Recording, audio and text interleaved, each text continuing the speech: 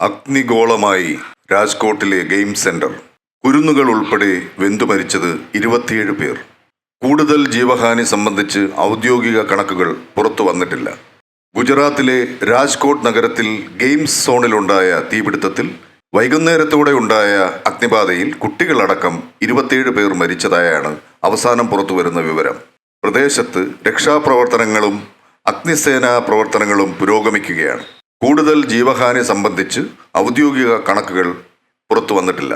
മരിച്ചവരിൽ ഭൂരിഭാഗവും കുട്ടികളാണെന്ന് രാജ്കോട്ട് ജില്ലാ കളക്ടർ പറഞ്ഞു. ഷെഡിന്റെ ഒരു ഭാഗം തകർന്നു.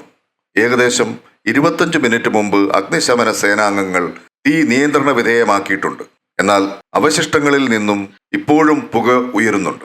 കൂടുതൽ ആളുകൾ അതിനടിയിൽ കുടുങ്ങിക്കിടക്കുന്നുണ്ടോ എന്ന് സംശയിക്കുന്നു. ഗെയിം സോണിൽ അടിയന്തര രക്ഷാപ്രവർത്തനവും ദുരിതാശ്വാസ പ്രവർത്തനങ്ങളും നടത്താൻ സിറ്റി ഭരണകൂടത്തിന് നിർദ്ദേശം നൽകിയിട്ടുണ്ടെന്ന് മുഖ്യമന്ത്രി ഭൂപേന്ദ്ര പട്ടേൽ ട്വീറ്റ് ചെയ്തു. രാജ്കോട്ടിലെ ഗെയിം സോണിലുണ്ടായ തീപിടുത്തത്തിൽ അടിയന്തര രക്ഷാപ്രവർത്തനത്തിനും ദുരിതാശ്വാസ പ്രവർത്തനങ്ങൾക്കുമായി മുനിസിപ്പൽ കോർപ്പറേഷനും ഭരണകൂടത്തിനും നിർദ്ദേശങ്ങൾ നൽകിയിട്ടുണ്ട്. പരിക്കേറ്റവർക്ക് ഉടനടി ചികിത്സ നൽകുന്നതിനുള്ള ക്രമീകരണങ്ങൾക്ക് മുൻഗണന നൽകാൻ നിർദ്ദേശം നൽകിയിട്ടുണ്ട്, പട്ടേൽ ട്വീറ്റ് ചെയ്തു.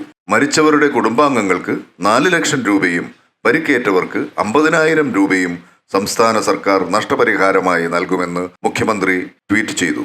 ദുരന്തത്തിൽ പ്രത്യേക അന്വേഷണ സംഘത്തെ രൂപീകരിക്കാനും സംസ്ഥാന സർക്കാർ ഉത്തരവിട്ടു. മൃതദേഹങ്ങൾ തിരിച്ചറിയാൻ DNA ടെസ്റ്റിന്റെ സഹായം വേണ്ടിവരുമെന്ന് സൂചന. 2 നിലകളുള്ള കെട്ടിടത്തിന് ഫയർ ക്ലിയറൻസോ സർക്കാരിൽ നിന്നുള്ള നോ ഒബ്ജക്ഷൻ സർട്ടിഫിക്കറ്റോ ഉണ്ടായിരുന്നില്ലെന്ന വിവരങ്ങളാണ് പുറത്തുവരുന്നത്.